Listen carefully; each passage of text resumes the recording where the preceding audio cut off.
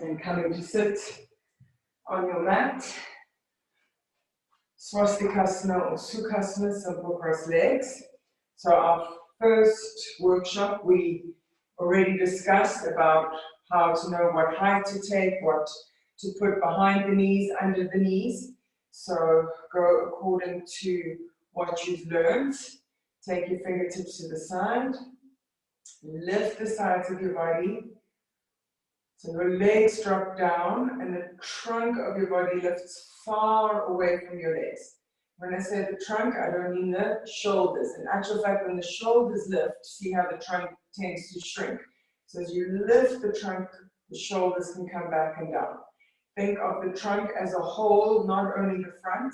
Think of the sides, think of the back, and take your hands into Namaskarasana.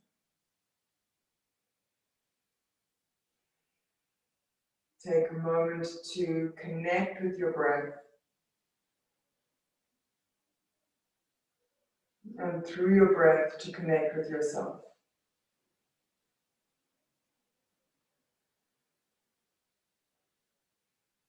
Slow, soft, deep, peaceful inhalations.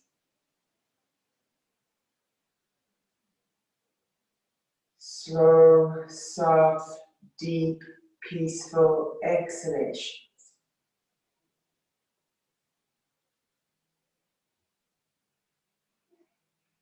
As you lift the spine inwards and upwards, draw the front of the body towards the back of the body.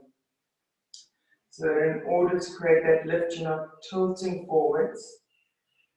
And also to become aware of that sense of integration of self. That you're not just one-dimensional flat front of your body, that you have back of your body as well, and you have a space between the front and the back of your body. And how the sense of that space is vast.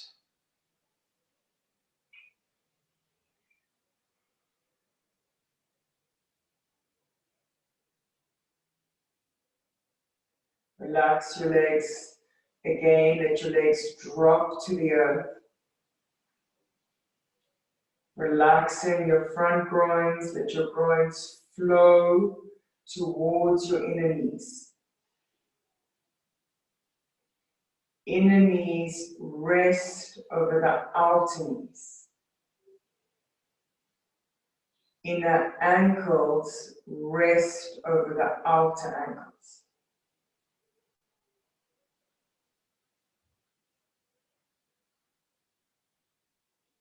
Feel the settling, grounding stability in the base of your pose. And without disturbing that, keep the legs releasing down. Continue to lift the trunk away from the legs.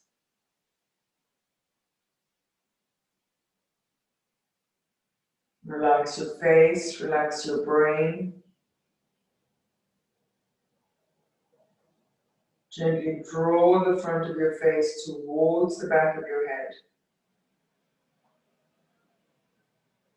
Again, feeling that sense of integration, front brain integrating with the back brain, and a sense of wider perspective.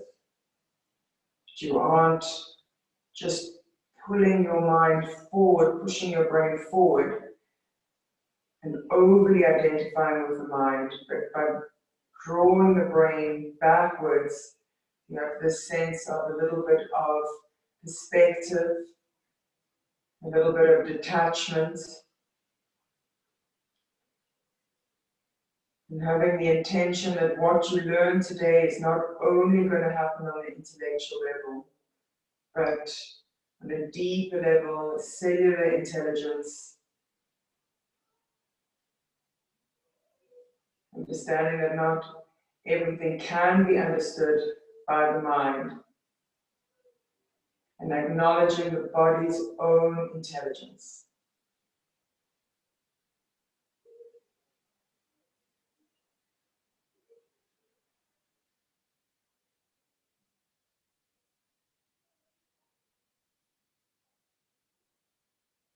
And take a slightly deeper inhalation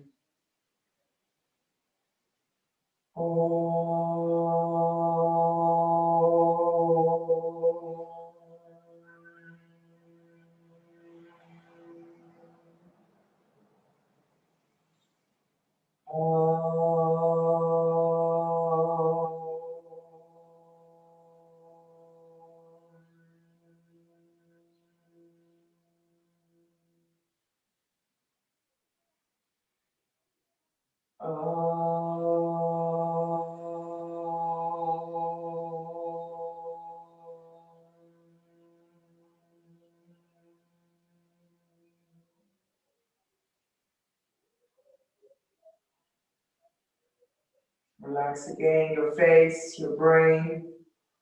Relax your shoulders.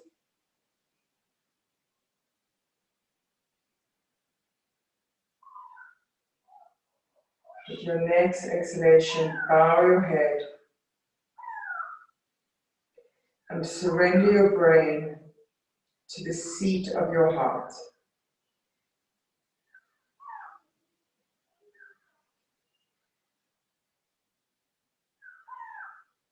Release the back of your hands to your legs. Inhale, slowly lift your head and quietly let your eyes open towards the floor in front of you.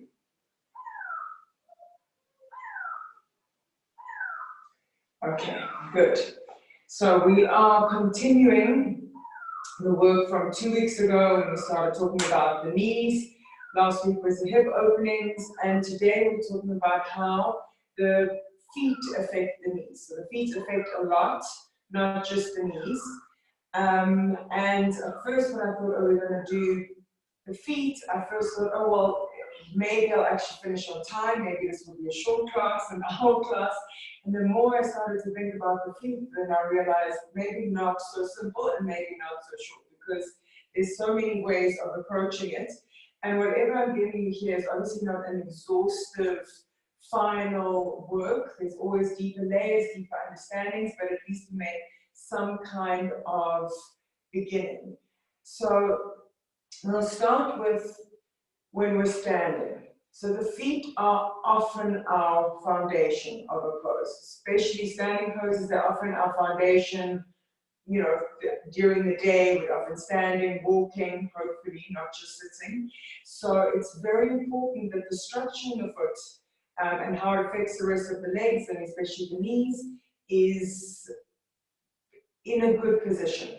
So what happens, and now I'm not the best person to actually show the wrong movement in the feet because I have reasonably strong arches and strong ankles. Now I actually don't know if I started with that structure or if it's happened with yoga, because I was lucky enough to start yoga when I was 18. So by the time I really started to pay attention to my feet, maybe somehow I'd already been doing good work, but I will do my best, and I know that a lot of you do have these collapsed arches and collapsed feet. So I'm going to, you might not see my face, but that's not so important. What's more important is that you see the legs and the feet. So when you stand with your feet apart and you do nothing, you just stand. Even with my reasonably strong arches, there's this tendency for the legs to drop inwards, for the inner ankle to drop in and the inner leg to drop in. So you can kind of see that shape. Now, if I'm conscious that I don't want to collapse, I lift the inner ankle, lift the inner leg, and take the inner legs away from each other. So there's not this collapsing. So I want you to look. I can't even collapse as much as many of you do, but this is a collapsed state. Now look at my knees. Now I'm going to change the position of my legs through my feet and look at my knees. Did you see how they moved? If I had lines on the wall, and for many of you, the movement would be more dramatic.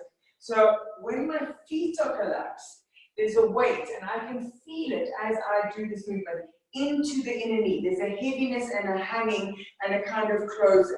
So the first thing to do, I'll show on one foot, is to create an arch that's not collapsed. So we have to suck the inner ankle up to lift the arch away. And lifting the toes also helps to activate the arch and to activate the whole leg. So we're going to do it all together now, just standing, Samasthiti with the feet apart. And flat on my mat. So remember that there are 4 points to the feet: the inner heel, outer heel, ball of the big toe, ball of the little toe. Now, we don't want to have more weight on the inner points, and very seldomly, but sometimes we can over-exaggerate now. Now we're trying to fix it. Now we over-exaggerate and we take more weight onto the outer feet. So remember that a correction can sometimes become an overcorrection. So you have to watch that also. So come and stand. Come and stand, feet hip wide. Stretch your toes forward, stretch your heels back. You can place your hands even onto your hips for a moment if you want to. Now feel those 4 points of the feet. Ball of the big toe, ball of the little toe. Inner heel, outer heel. Lift your toes up off the floor and feel how that helps you to lift the inner ankle up and out. And now that upward and outward movement must carry on. The whole length of the inner leg is moving up and out. But you're not going to get the movement in the top thigh up and out if it hasn't started by the feet. Okay? So just now, so keep feeling that and keep practicing that while I come and have a look and see what's happening. I was saying how the feet are often the foundation. Last week, I said how the hips are 99% of the time the root of the movement. So a foundation and the root of the movement aren't always the same thing. The foundation is what's in contact with the earth, okay? The root of the movement is where the action comes from. So as we start to move the legs, it's often from the hips. But it doesn't mean that the foundation doesn't have to be given a lot of attention. Now, look down at your feet for a moment. Some of you have one foot that's kind of straight, one foot that's turning out a little bit. So make sure that your feet are parallel to each other, that your feet aren't turning out, or one foot isn't turning out the other. The other thing is sometimes one foot is forward, one foot is back. So you can even stand right at the front of your mat, right at the back of your mat, and become aware of any discrepancies that you have with how you place your feet. And this goes also for especially Adho Mukha Svanasana, dog pose down. Often we have one foot further back than the other, one heel or both heels that tend to turn in. So just from this, if we learn the tendencies of our body, we can carry what we learn into so many other poses. Keep lifting your toes, lifting the kneecaps, lifting the inner ankles, inner legs, and feel how the legs lift up and pull apart from each other. Good. And relax for a moment. Okay, so hopefully you had a good view of my feet there. I'm going to just lift the camera a bit so that I'm not like a headless voice the whole time. Okay, now, if you need your bricks for Uttanasana or a chair for your hands, by all means take something for your hands. As we go into a standing forward bend, simplified Uttanasana, that tendency to drop is also there. So how, I'm just going to go halfway so you can see. So how we don't allow the legs to collapse into each other, I exaggerate, but how we lift them up and lift them out and come into Uttanasana. So same action of your legs. Start with your hands on your hips, feet are hip wide, lift your inner legs up and out, exhale, come forward, take your fingertips to the floor or onto bricks, or onto a chair. So the height of your hands is not as important as the action in your legs. Good. Your legs are perpendicular, neither leaning back nor leaning forward. Books are perfect if you don't have bricks. That's it. Good. Watch those heels, Tracy. They're pulling in. Take your heels out a little bit. Now lift your inner legs and pull them up from the inner ankles, up and out. Inner knees up and out. Don't worry about going down. Just keep the arms straight for now. You're not going deep.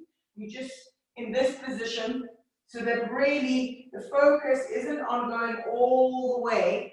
The focus is in creating the foundational actions in the legs. That's it. So your feet are not moving. Céline aussi les talons un peu plus vers l'extérieur. You're working on creating space between your legs without actually moving your feet, unless you've actually got them too narrow or skew. How, once you place your feet correctly, can you lift the inner legs from the inner ankles? That's it, good. And now you're going to, your toes are lifted. When you take your toes to the floor, you're going to extend your toes forward and keep the lift in the arches of the feet. Now look at your feet. From where you are, you've got a good view. Is one foot more collapsed than the other? Possibly that will be the side that you maybe have more pain in your knee or more issues with your hips. So just observe that and then understand how the feet can make so much impact on the rest of the body. Hands onto your hips. Inhale and slowly come up. Okay. Careful not to come up from the lumbar. All right. So just because we're working on the feet now doesn't mean we suddenly forget about the other work. Good.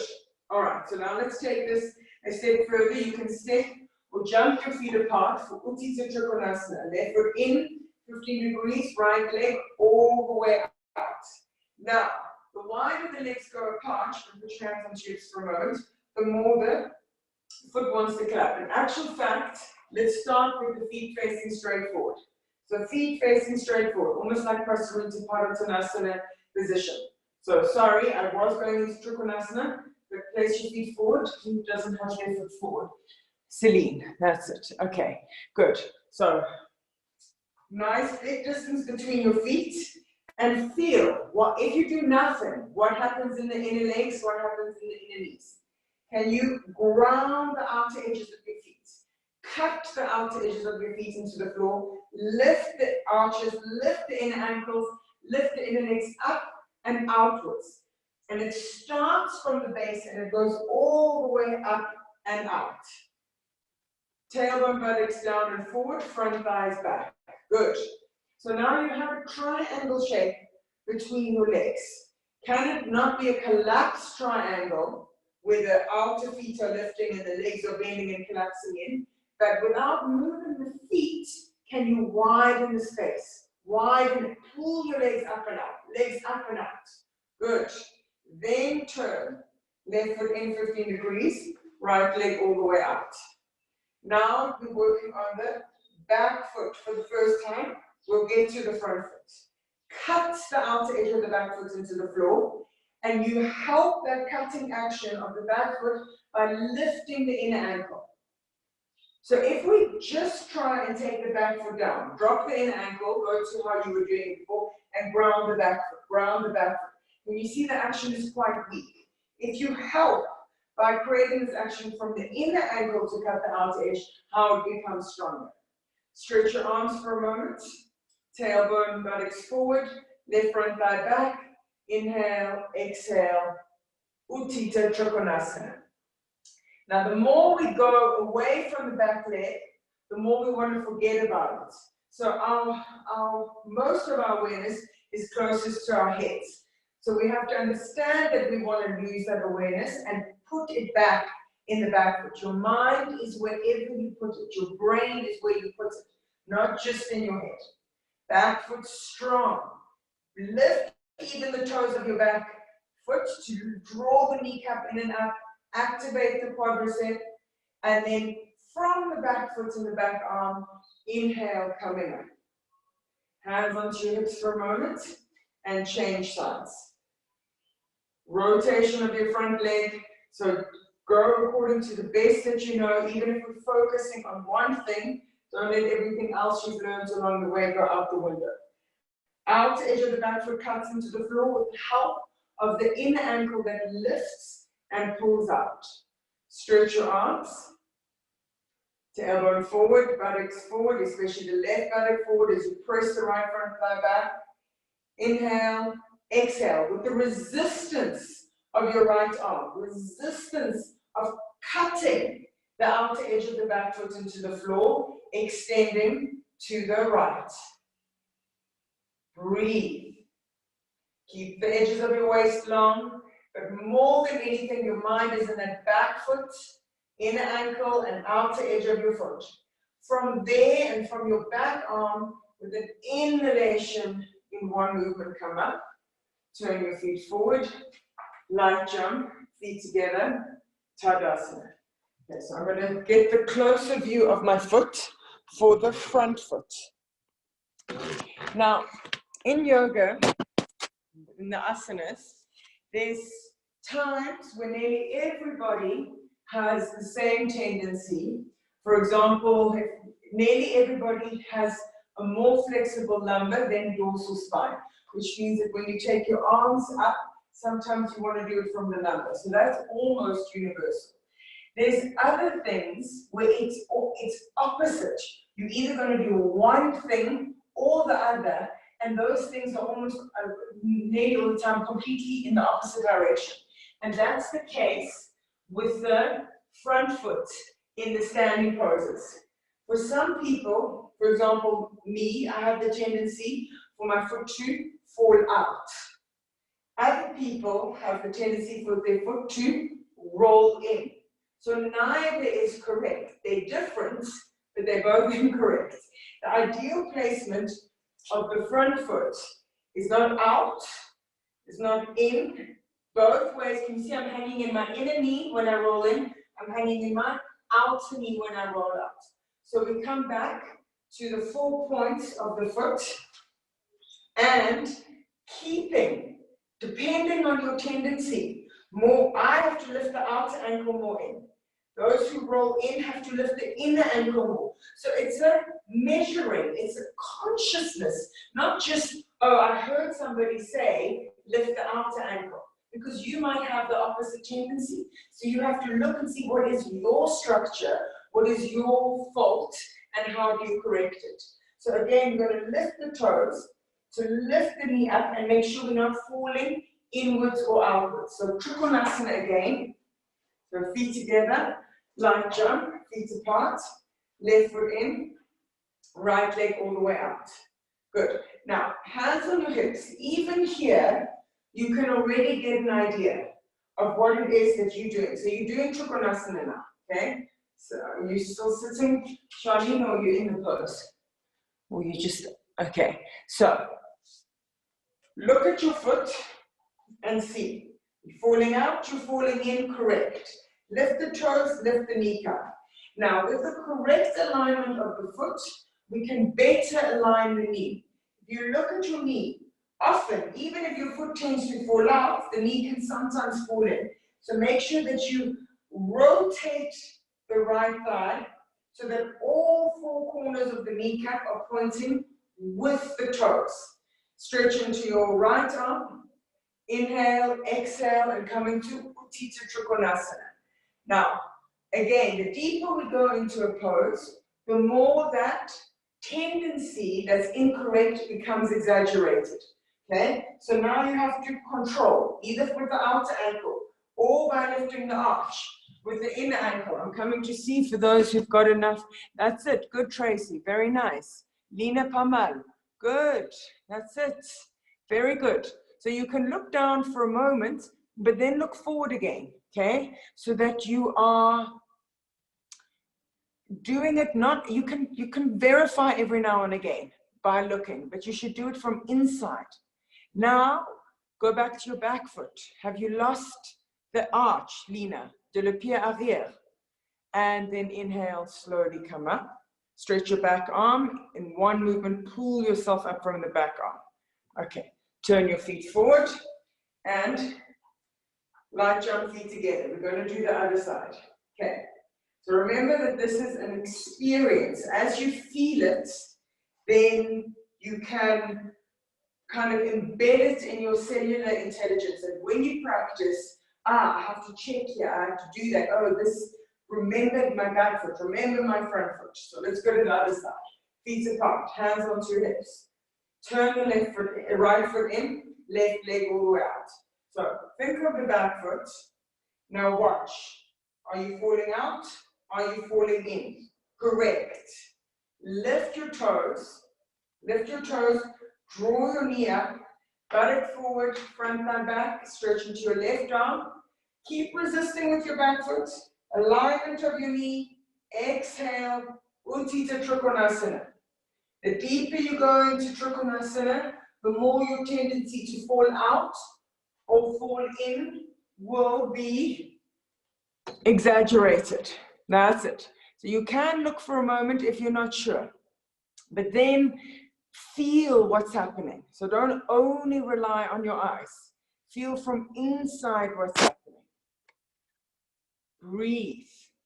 Now back foot. Keep the front foot and cut Ella into the outer edge of that back foot. Ligne le pied arrière, même plus fort. Plus fort. Voilà. Je vois même comment le genou bouge quand tu travailles le pied arrière. So I can even see as you cut the outer edge of your foot into the floor, how the knee corrects. Then inhale, pull yourself up in one movement, turn your feet forward, light jump, feet together, Tadasana. Okay, so let's just do a summary for the feet for Trikonasana. So you can just stand if you want and feel at the same time, not just listening. So outer edge of your back foot cuts into the floor. Front foot. Sometimes we don't turn the foot enough. You make sure that you've rotated the leg so the toes are facing away.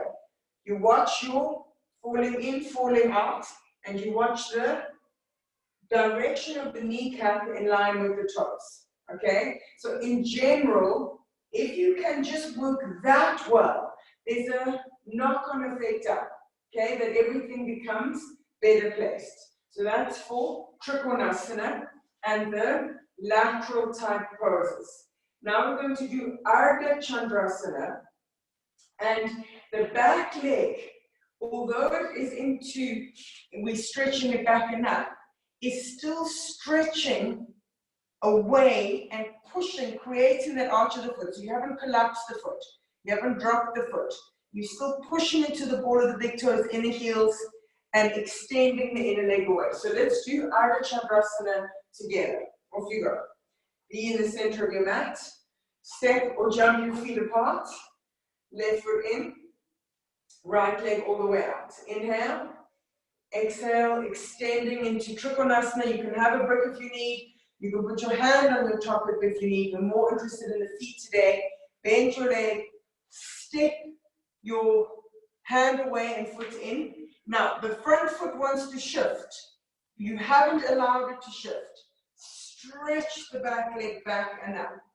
So your standing foot is still in the direction that it was from your Trikonasana. That's it. Now, in Ardha Chandrasana, for most people, you still have that tendency of rolling in or rolling out, but often it can become more out. Can you feel how the ball of the big toe wants to lose, that's Alison, as I said it, lose its contact. So ground the ball of the big toe even as you lift the inner ankle, okay? So that you create this firm, steady foundation that the leg can lift up from. Lift the back leg up and back. That back leg is hanging for a lot of you. Stretch your back leg, make it alive, and then bend deeply your standing leg and step far back. Trikonasana. Inhale, come up, turn your feet forward, light jump feet together.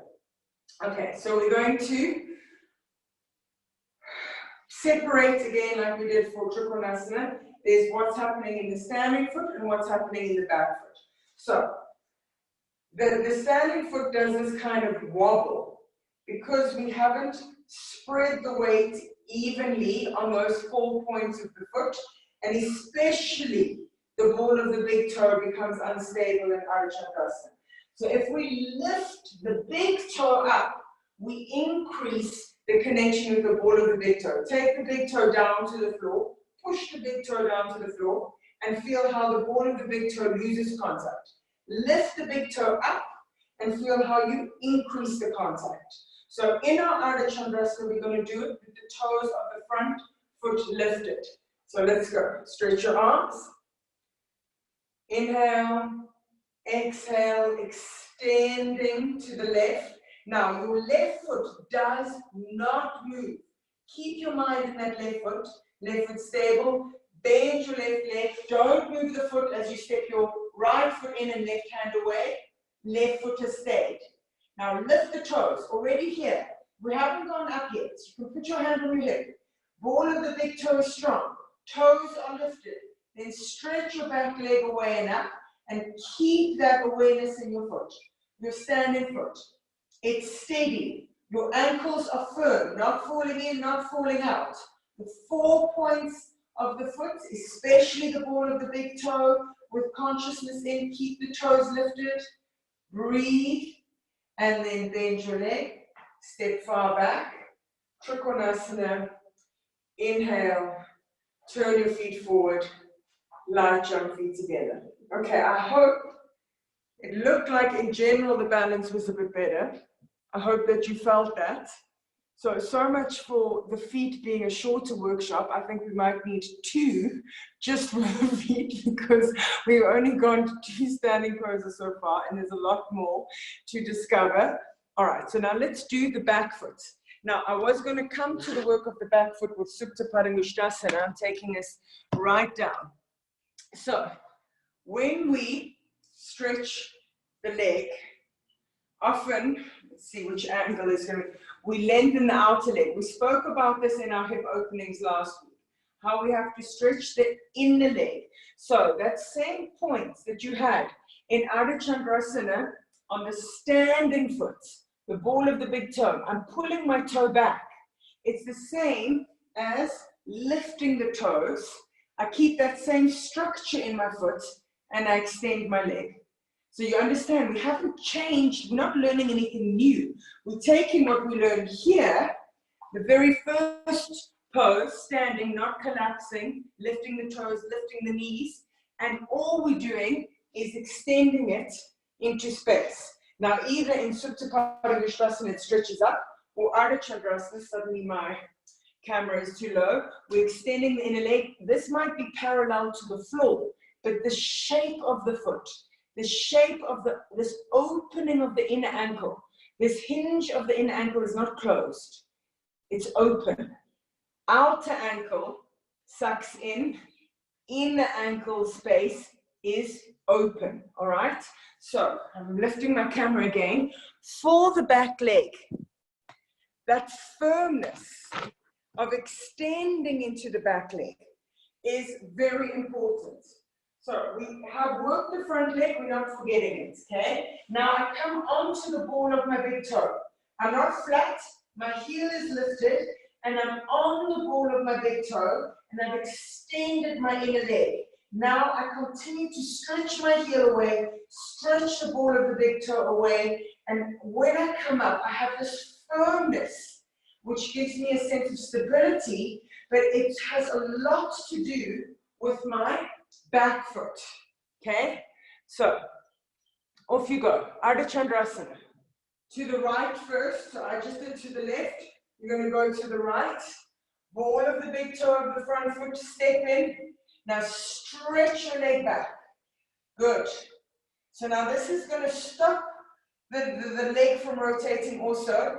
Because your foot is firm, you're less likely to hang that back leg. Okay? And without hanging in the legs, the knees are protected. Now that's it. Push into the ball of your big toes as if you had a wall. So Taylor, you're in Ardha Chandrasana. Half moon pose. Up you come. Or maybe your camera has frozen. Maybe that's it. Okay, nice. Breathe. And then slowly bend your front leg. Deeply, deep, Nina, lentement. And then come into Trikonasana. Inhale, come up. And the other side. Okay. Exhale, extend.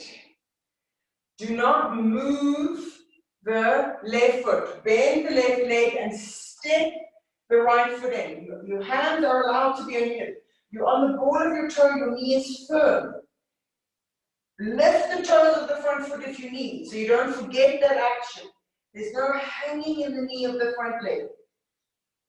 Back foot is firm, front foot is firm, and feel how the balance and alignment comes from the firmness of the feet.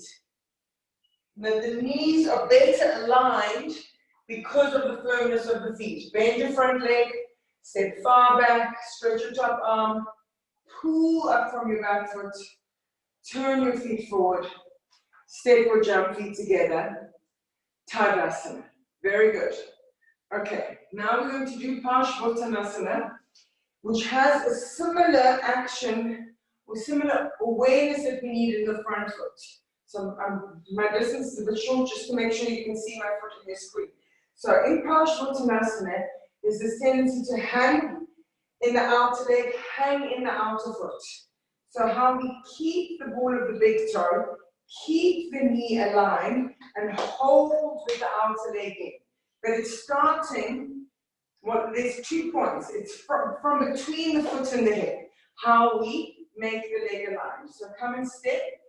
So you can step your back foot back, rotation of your hips. Now feel how you want to fall out and how you keep the foot strongly onto the floor. And now you can look at your knee. Kneecap, all 4 points straight forward, not hanging in. More than likely it would hang in, but it could fall out depending on your structure. Hook your thumbs, stretch your arms up. Exhale, pull your legs up and back and come into Parsvottanasana. So again, looking at your knee, make sure that all 4 points of the kneecap are equally lifted, equally drawing in, but it's coming from that foundation in your front foot. Back heel is strong, back leg pulls back. That's it, good. Then hook your thumbs, stretch your arms forward, and inhale, come up. Step forward, since we step back to come to the person, take your hands onto your hips, step forward. Step back again. Watch that foot. So the minute the foot is unstable, the whole leg becomes unstable. The knee is the part that normally will pay the price the most.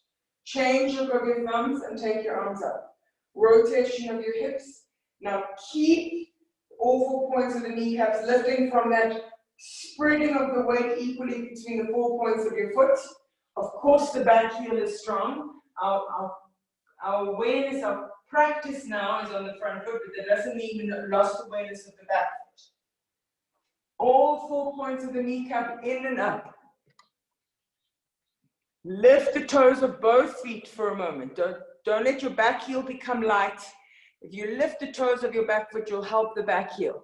Ella, your distance can be bigger between your feet. So front foot further forward, back foot further back. That's it. Or just back foot further back. Now, hook your thumbs. Watch your foot as you come up.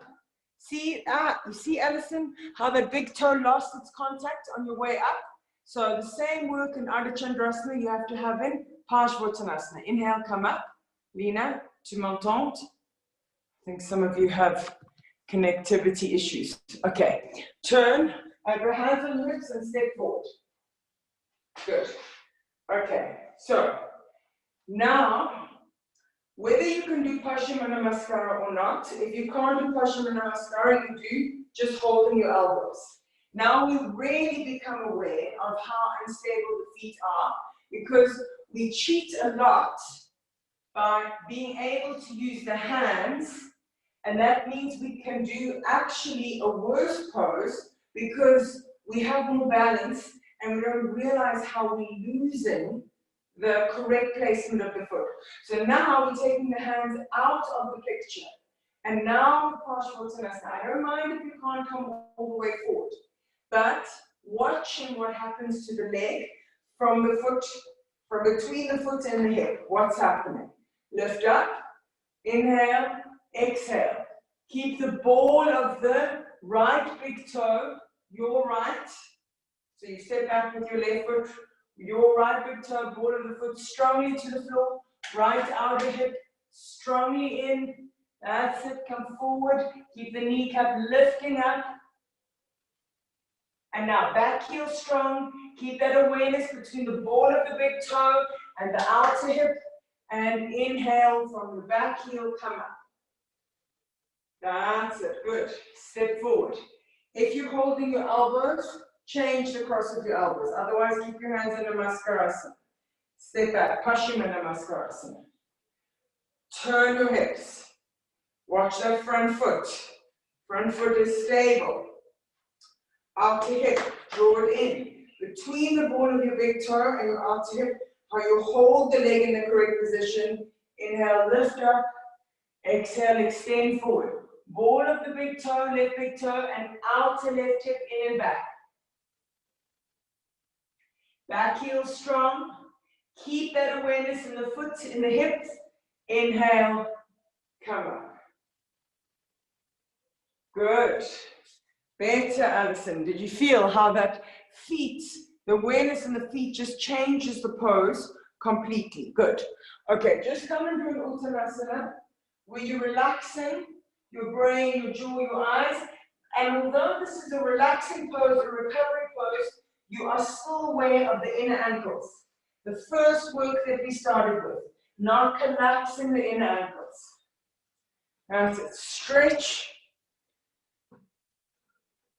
the sides of the body, release down.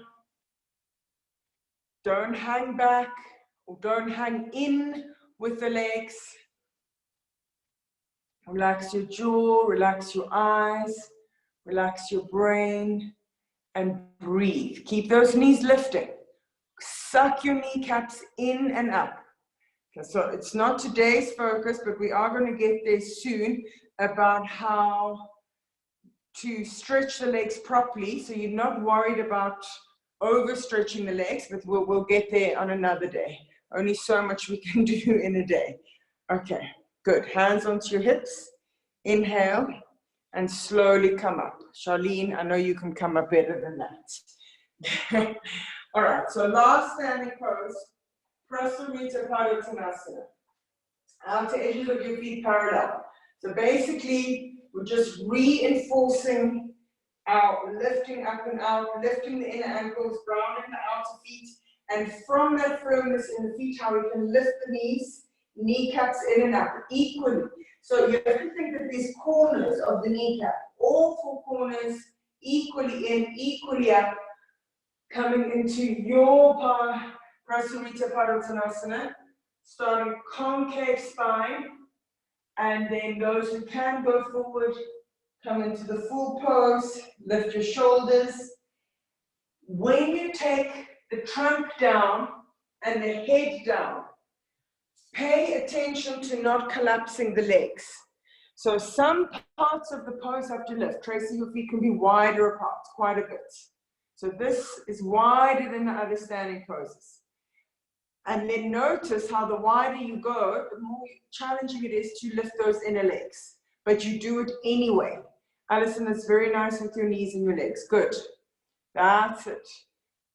Lift your shoulders away from your ears if you've taken your head down. Better, Ella.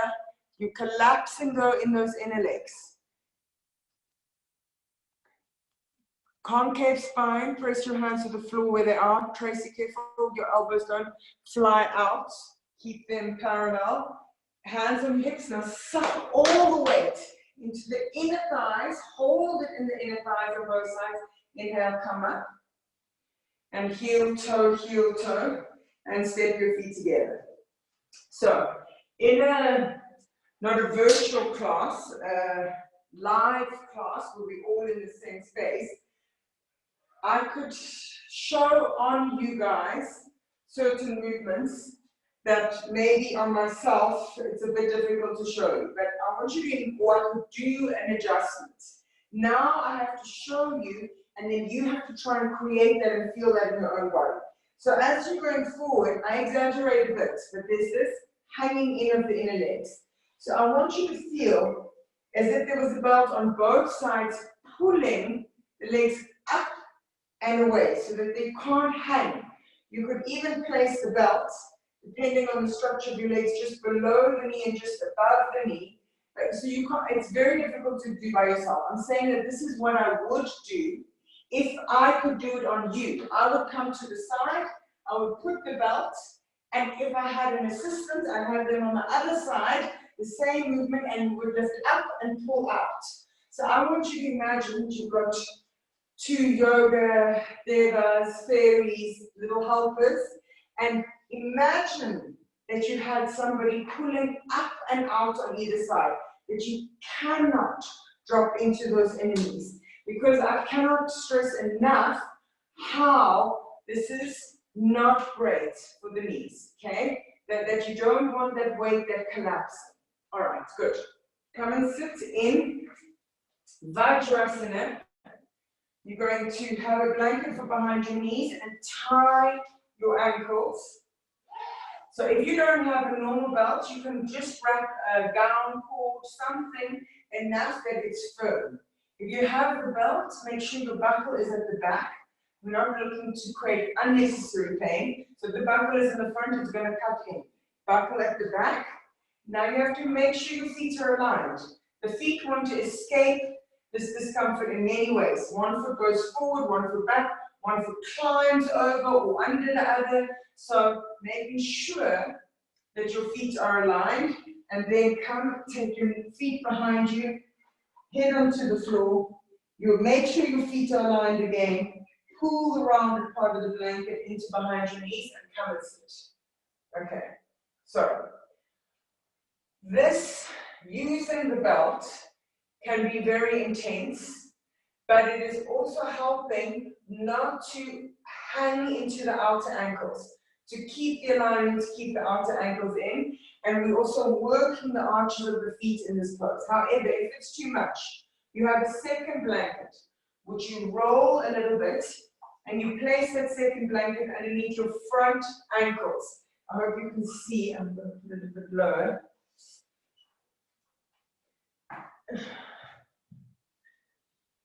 Okay, so you have 2 blankets.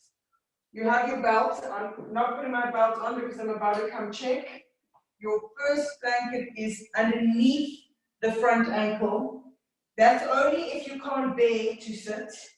And your second blanket is behind your knees. So this blanket underneath the ankle, what it's doing is it's meaning that you don't have to stretch quite as much. You're giving it a little bit of space, especially beginners or people with very tight feet or the arthritis in the feet. This little bit of a roll can help. And you never know what happens in life. Many of you know that I have fractured my heel a couple of years ago. So knowing how to place these things, you know, if you don't need it, be grateful, but learning and understanding can always serve you. It's never a bad thing. Okay, good. So that's it. Your toes are pointing straight back, knees straight forward. What I want you to do now is you might feel a slight pulling in the knees. Lift the knees one at a time. Release the bottom knee so that the shin is long. Then you feel how straight away, it's almost like, oh my goodness, how did you not feel that that was so uncomfortable? And then pull the buttocks back. Good. So now in this position, interlock your fingers, turn your hands forward, and slowly stretch your arms up. Good. So we're sitting here for an extended time so that the arches of the feet, the ankles can stay for an extended time in a position that's going to help the structure of the feet. Exhale, take your arms down. Change the interlock of your fingers. Obviously you have your blanket. And turn your hands forward and slowly stretch your arms up. Go according to what you know. Top buttocks down, back body lifting, rotation of your arms. Suck your shoulder blades in and breathe. Exhale, release your arms down. Keep the buttocks grounded, come forward, Yoga Virasana in, Vajrasana or Adho Mukha Vajrasana. Both are correct names for this pose. Then take your hands behind your back. If you need your belt around your wrists, take it. Otherwise, interlock your fingers. Roll your shoulders back. Stretch your arms back, up, and over. Keep the front of your body long. You stay in the pose. I'm coming up to see what it is that you guys are doing. That's it. Lift the points of your shoulders. Front body long, Nisha. Nisha, you should be using a belt for around your wrists. Do you know what I mean by belt? Thumbs up or thumbs down? You know what I mean. You just don't have one close. Okay, that's it. Then take your hands onto your back. Charlene, you've got to listen to instructions. I know we often do the thumbs hooked, but I said interlock all the fingers. We're just doing it once with interlock fingers today. So once you've taken your hands onto your back and you've released for a moment, either changing the interlock of your fingers or coming again with the belt around your wrists.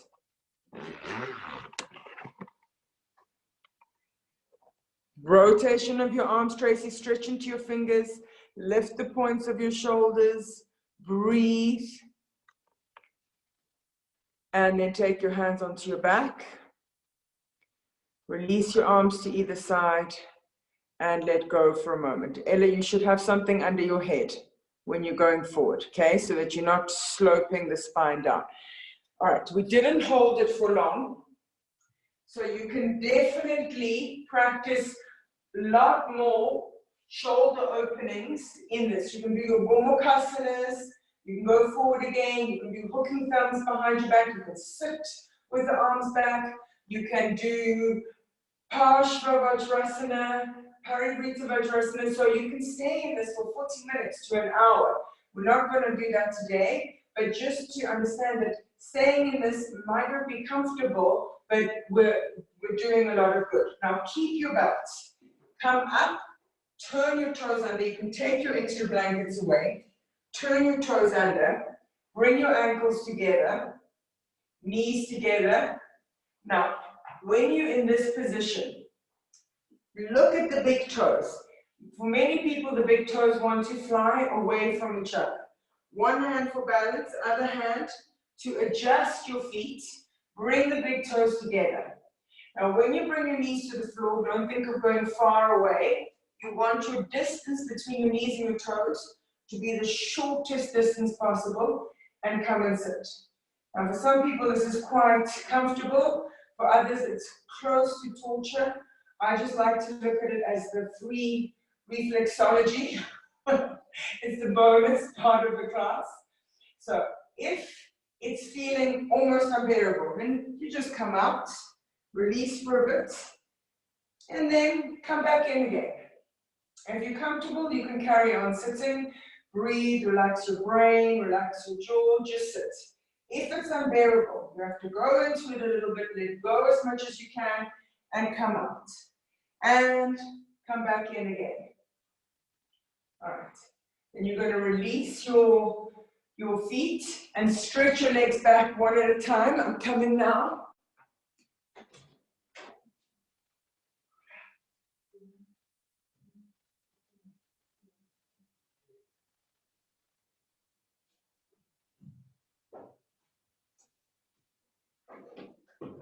So you stretch your heels back, one after the other.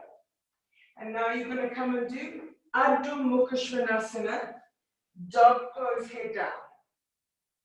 Now in your dog pose, head down, how can you apply what you've learned in your feet so far? Thinking from the very beginning about how the feet want to collapse in, and the arches want to collapse, and the inner legs want to collapse. So you can see your feet here. Lift the inner arches of the feet, lift the toes, lift the inner ankles, lift the inner legs up and away from each other, keeping the inner ankles lifted, keeping the arches lifted. Now take the center of the back heel to the floor, back heel down. So, step forward and come up. All right. I'm going to try and give you a closer view, like a little bit of a zoomed in view of my feet. Okay, so I want you to understand, where are you taking your heels down from? Often, because we're stiff here in the front ankle, which we realized how much when we're doing this pose. You see where you're bending here, this front ankle part. That part has to cut back. and this inner hinge of the heel stays open. What we do is this stay closed, and we try and, I'm going to show you from the back. So we try and take the heels down by dropping the inner foot, by bringing the heels in. I hope you can see. Okay? So instead you keep the alignment of the feet, lift the arches of the feet, and you cut the front ankle back. So here you can see my feet are in line. Here you can see how they've dropped. Could you see that? Yes, no? Was it clear? Okay, good. So now I want you to come and do your Adho Mukha Svanasana. You take the heels as much as you can to the floor from the front ankle cutting back, keeping the arch lifted, keeping the inner hinge of the ankle open. Off you go. Adho Mukha Svanasana, dog pose, head down. That's it. Up and back, up and back. Take your heels out a little bit. So your feet are on parallel tracks, going straight backwards. Okay, they're not falling in from the level of the heels. Good, Lina, c'est bien. Cut the front ankles back, Taylor. So get those front ankles to work. That front hinge is deepening. The inner hinge is open. Céline, tes talons va vers l'intérieur. Nice, Alison. Now lift your toes. Lift your toes up to the ceiling. Les orteils, in case you don't understand toes. So that you bring the weight off the front of the foot and you take it towards the back of the foot. And then slowly bend your legs and come down. That's it. Good. Well done. Okay. So yeah, can you see that although it might seem like there's so many points in Iyengar yoga, can you see how what you learn in one pose, you take into the next, you take into the next, you take into the next.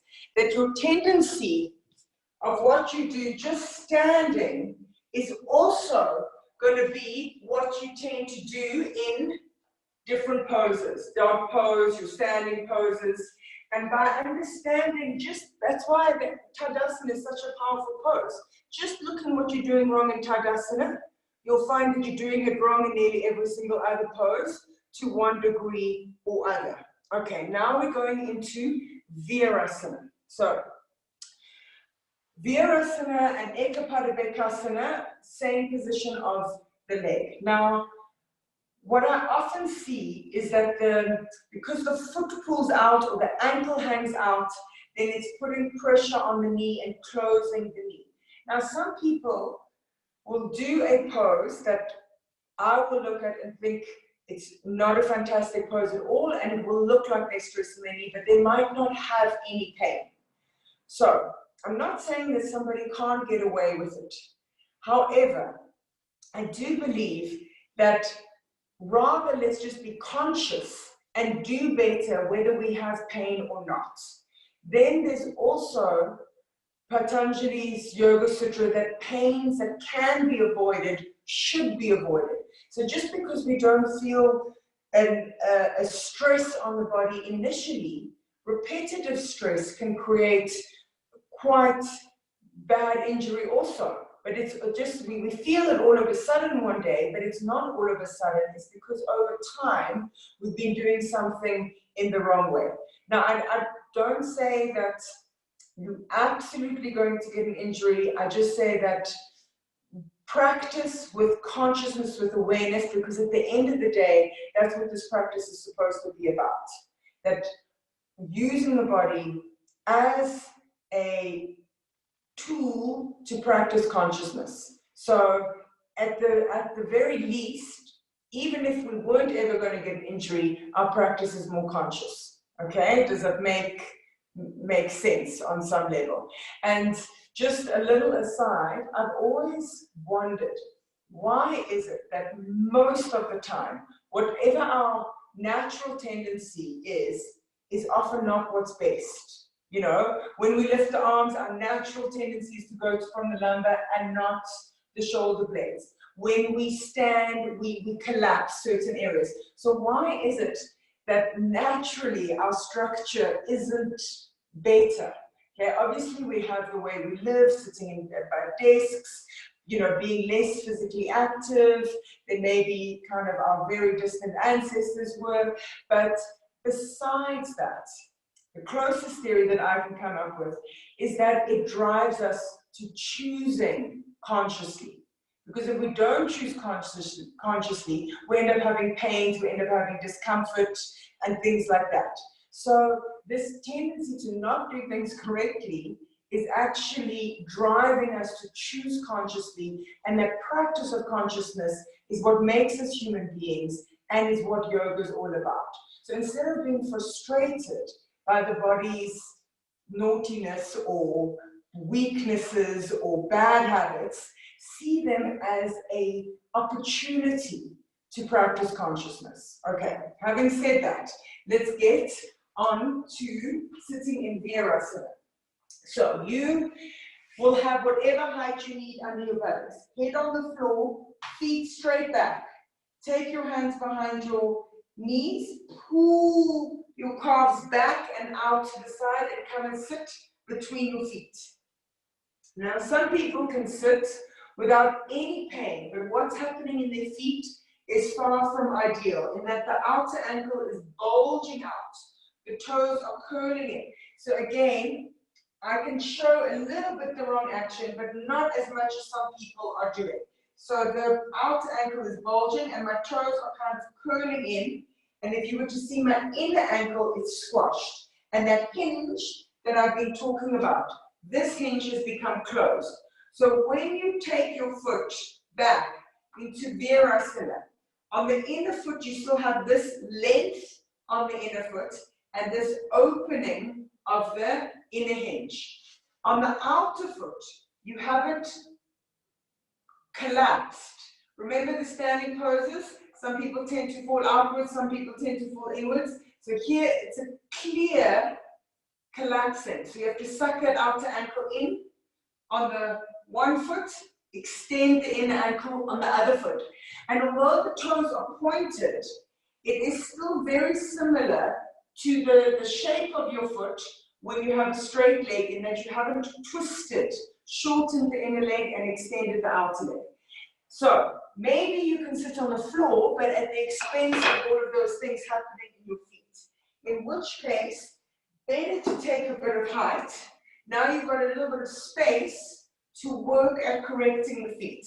So feel when you let go. So you're all in Virasana now. Let go, do nothing with your legs. Legs are completely relaxed. Can you feel how the outer ankles are hanging out a bit? Now I want you to imagine you had a belt on either side and suck the outer ankles in. And as you suck the outer ankles in, how you stretch the inner foot, big toe, back. Okay? And now when you do it, relax again. Now look at your knees and see what happens to the knees as you adjust the feet.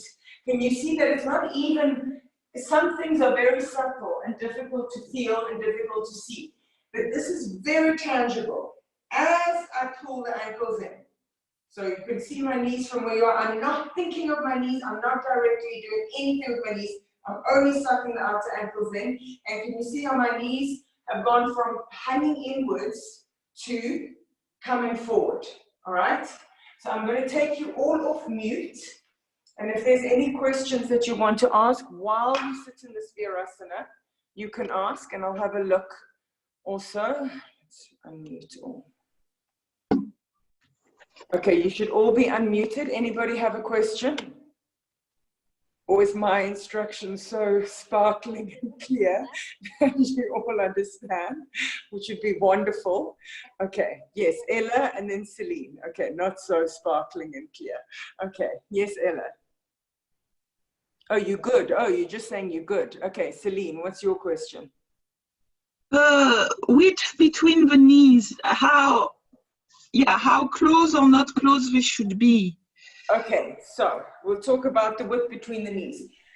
It depends on your hips, on your knees, on a couple of things, but let's first talk about classically.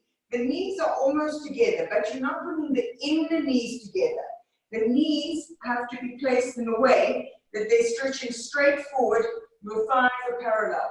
So my thighs are touching, but my inner knees Haven't squeezed them in towards each other. For some people, they need to take a little bit of a bigger gap, okay? And there's times when we do take the knees apart for different things. But for today, I'm wanting you to come as close to the classical shape as possible so that you can become aware of the feet. Because the more you take the knees out, the more the feet tend to lose their correct shape. And what I mean by that is that when you take your knees out, there'll be the tendency for the foot to roll in, so that the outer edge of the foot is flying up. So how I want you to place the foot is that the center of the foot is on the floor, and you're taking, in actual fact, you've got this rotation in your thighs, and take your hands onto the outer feet and push them to the floor, because that's the part that's light. Push the outer edge of the feet to the floor and suck the outer ankles in. And now see, even if your knees come a little bit apart, that's okay. But what is happening is that the knees aren't collapsing in and the feet flying out, that the feet are close in and the knees are straight forward. Does that make sense? Yeah. Okay. Yeah, but I'm not sure it's straightforward, mine, eh? You can see how your knees are rolling a lot in. Yes. I were you, I would take a little bit extra height and work on aligning the knees better, the feet better. Okay, if you're not used to sitting for long, you can come forward for a moment, stretch your legs back one at a time, squeeze your knees, and then come and sit again in Virasana. So that calf action, that rotating and pull your feet close in, ankles sucking in, and there's a slight, not just letting the legs collapse in as you make yourself compact with your ankles, how the knees can come to be straight forward. So you don't want to be resting too much on the inner knee, okay? You see, in order to show you the wrong position, look how I had to take my foot away from my side. Feet close in. That's it. Good. So see, play around with the height. It's not always about whether your buttocks can reach the floor or not. It's what is paying the price for your buttocks to reach the floor. And maybe a little bit of height is going to serve you. So Alison, tiny bit more, suck those ankles in and bring the feet back. You feel better, Celine? Good. Yeah. Okay. Anybody else have a question? Anybody? Nobody should have any pain in the knee. Anybody got pain in the knee? None. Okay, wonderful. Because just remember, where's my little basket gone? What I work from our first knee workshop is that then you take your roll behind your knee, okay? If you need to. Now come everybody, dog pose, head down, squeezing your knees, and once more being aware of what's happening with the inner ankles, inner feet. Adho Mukha Svanasana, dog pose, head down.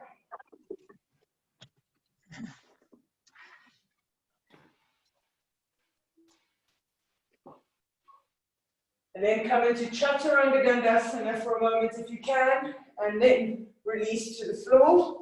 Stretch your legs back. Come onto your elbows. Now, how are we going to create the same structure in the foot, in the knee, in Ekapada Bekasana? The thigh is stretching away, backwards. When we twist the foot in or out, and this one, I don't even like to show the wrong action because it feels so terrible. But if we pull the foot away from the body or the knee away from the body, we are twisting the knee, okay? So inner knee, outer knee equally back, thigh back, and toes straight forward. So here, for some, that bulging in the outer ankle and closing of the inner hinge wants to happen.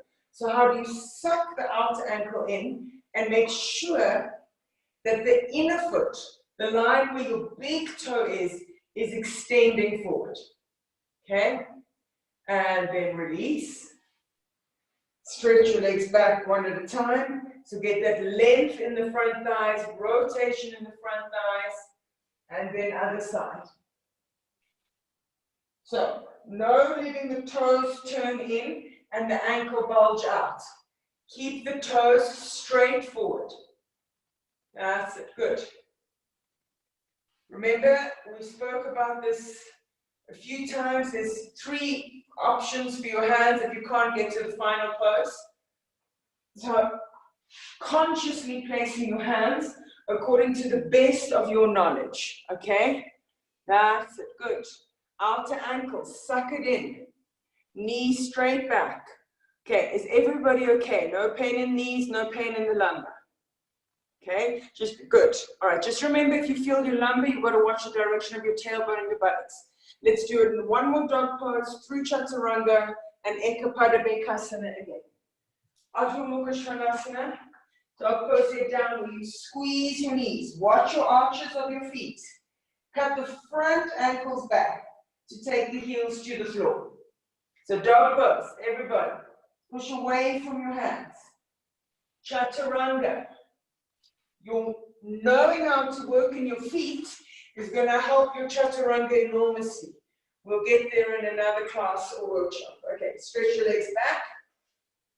Knee back. Straight back. Toes straight forward without any meandering in the ankle. Suck your outer ankle in. Keep the inner hinge of your inner ankle long. The inner ankle's hinge open. That's it. Good. Relax your jaw without hardening the buttocks. Direction of the tailbone, the buttocks back and down. Keep the foot close in. So there's sometimes there's this little dip in the side of the buttock. Your heel is going into this space, not away and not into the center. It's like there's a little dip here is inviting your heel in. Then release. And extension, rotation of your legs, and change sides.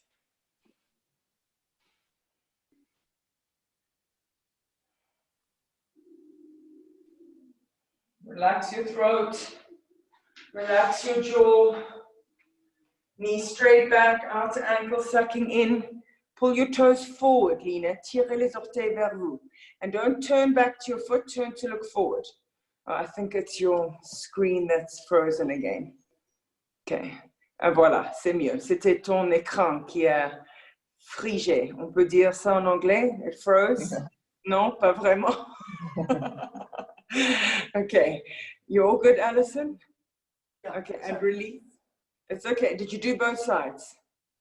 Okay. Adho Mukha Svanasana, dog pose, head down. I'm up and back. Stretch your arms, stretch your legs. Squeeze your knees, lock your knees from all directions. That's it. Watch the inner ankles, that they're not collapsing. Keep the arches of your feet lifted.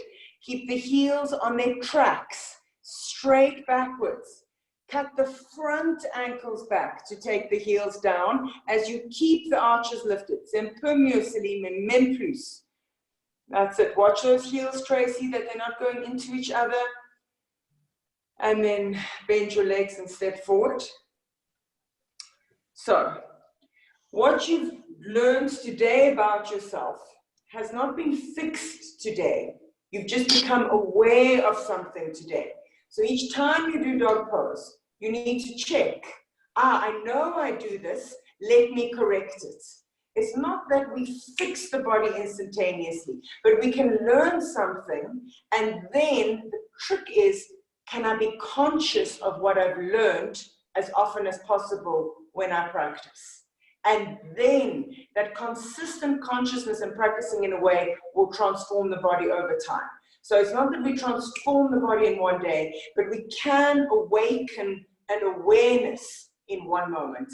I'm sure lots of you have had those like aha moments. Oh, that's what my teacher has been telling me for 10 years to do. Finally understand it today. Okay, so we have moments of clarity, moments of understanding. Now, can you practice that understanding when you come into your asanas again and again, and then how the body transforms, the mind, the consciousness over time. All right, good. So let's just do a little bit of closing. Yoga Mudrasana in Sukhasana or Adho Mukha Swastikasana. Don't get hung up on a name. As long as you know what you're doing. You can take a chair for your head, bolster for your head, blanket under your buttocks if you need. Support your knees in whichever way you know you need. But practicing according to what you've learned, according to your understanding.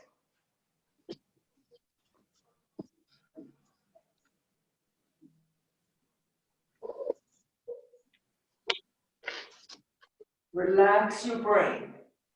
Back brain rests to the front brain. So this, earlier on we spoke about the front brain to the back, that integration. Now we're integrating from the other way, back brain to the front brain. Relax your jaw, your eyes, your brain. Be still and breathe. I'm putting you back under it.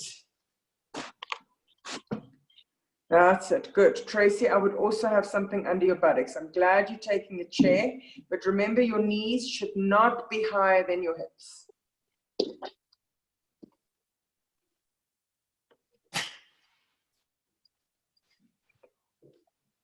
Okay, you're all muted again. Deep front groins. Relax and breathe.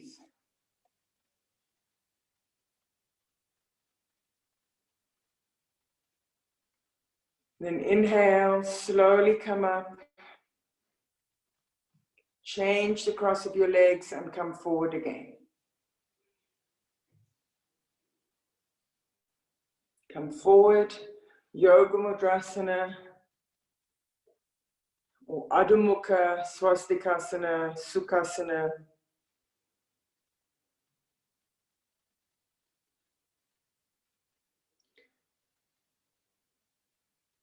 Want your brain resting, brain passive, not just your forehead that you've placed onto your support, but how the brain itself can rest onto the support. Back brain resting to the front brain resting to your support.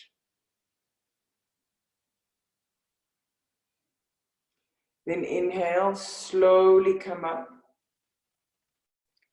and take your legs up the wall as you have enough equipment to do. You can do Viparita Karani, otherwise you can just do Urdhva Prasarita Padasana, your 90 degrees. Lena, or anybody else who might end up watching later, if you have your period, you can carry on with forward bends, or you can do Supta Baddha Konasana either with your bolster or flat on the floor, so it's your choice. It's just going to be 5 minutes.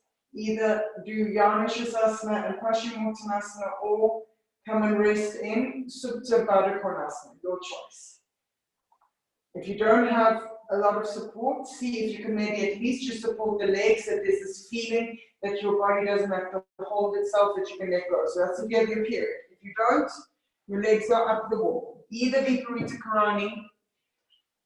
If you know what I mean by Viparita Karani, then that means that you'll be able to set yourself up. If you don't, then just a simple folded blanket, buttocks to the wall, and roll up the wall, straighten yourself, extend the buttocks and away, tailbone away, and rest with your legs up the wall.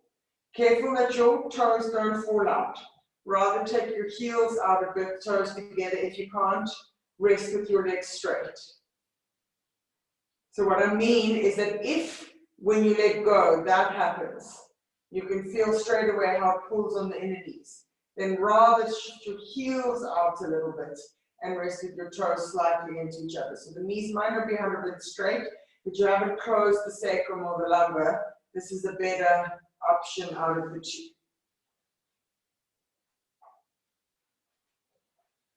Go with your exhalations. Let your abdomen deflate. Let go completely. Exhalation after exhalation, letting go your whole body. So when I say go with your exhalations, it doesn't mean that you stop your inhalations. Of course, you're inhaling in between, but you're just not paying attention to your inhalations. Let them be whatever they may be. Maybe they're deeper, maybe they're shorter, shallower. Don't restrict them, don't push them. Let them be whatever they are. And then go with your exhalations as if your exhalations are waves. Each wave following on from the previous wave to let go further, let go deeper, your whole body.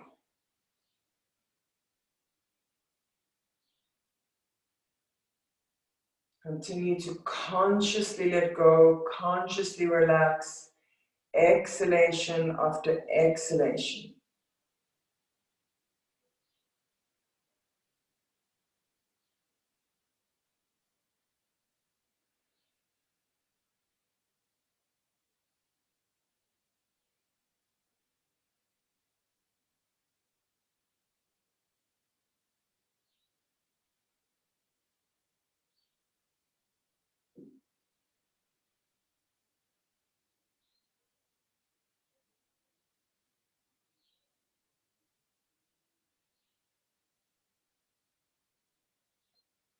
And let go your breath, let go your body.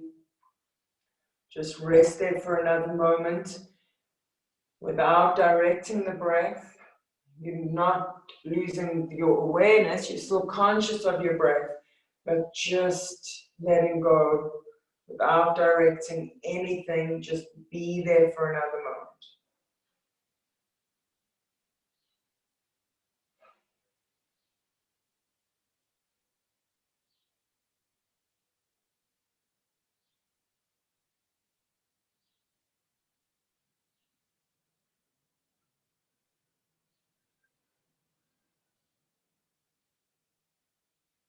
And slowly cross your legs against the wall.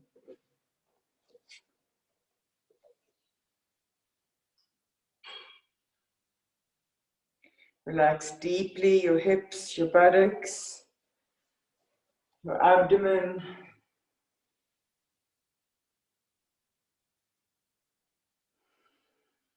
And slowly stretch your legs up again. Change the cross of your legs. Again, let go.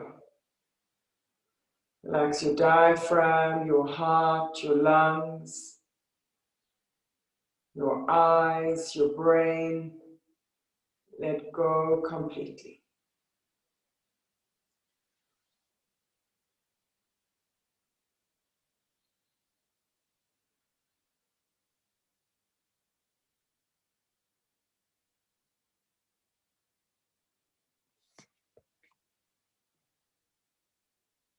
And slowly stretch your legs and come and lie flat on your back in Shavasana. So you can push your feet into the walls, push back a bit, then roll to the side. Set yourself up, make sure you're warm enough. Have whatever support you need underneath your head, underneath your legs if you need. And take a moment to position yourself optimally with minimum disturbance.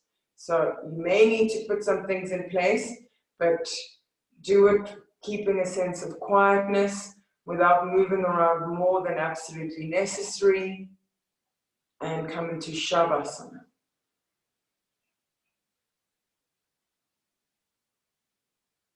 And let go your whole body. Again, going with your exhalations. Exhale, let go completely. So for a moment, you're going to stretch your heels away from you. And then when you relax your legs, do not let the heels pull back into you. Relax the feet away from you, the legs away from you. So that the back, so you can't see now, that the back of your heels don't shrink. that they keep the length in the back of the leg as you drop the leg. So you don't keep that stretching action happening. You start stretching, and then when you let go, you let your legs go away from you instead of shrinking into you. And keep letting go in that way for a few exhalations, releasing your legs away from your body, dropping your legs away from your body. Exhale, let go completely. Let go. So you've adjusted, you've done the best that you can to position yourself optimally. Now accept where you are and be still with your breath, with that connection into the earth.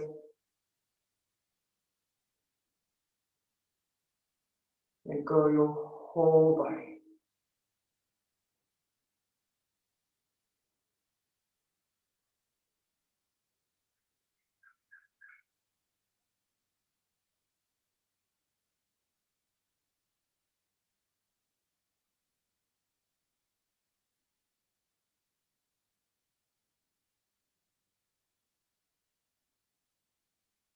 For one more moment, just allow yourself to be.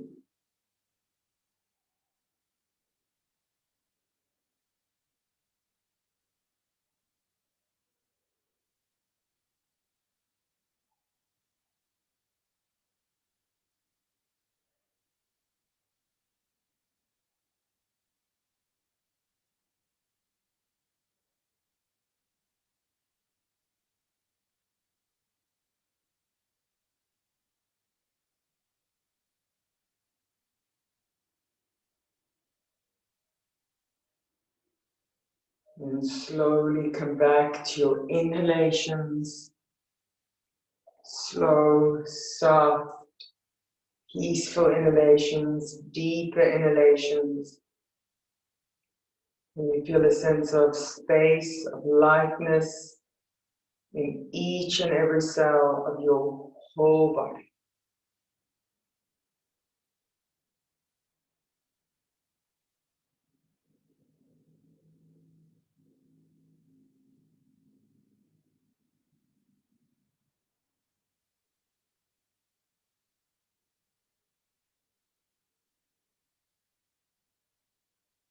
And slowly preparing yourself to come back. Bend your legs one at a time. Place your feet on the floor. Stretch your tailbone, your buttocks away from you. Before rolling onto your right side, take your time and stay resting on your side for a moment. Your eyes can open, close, open again. Give yourself time to reconnect with the outer world while still keeping a sense of inner awareness in the presence. And then slowly turning towards the floor to sit up.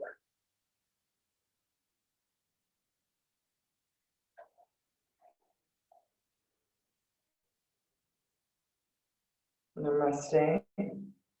Everybody, thank you so much.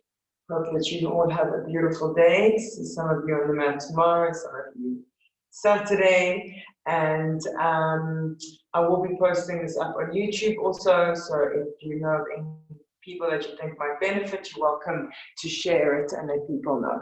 Thanks again for joining me. Bye.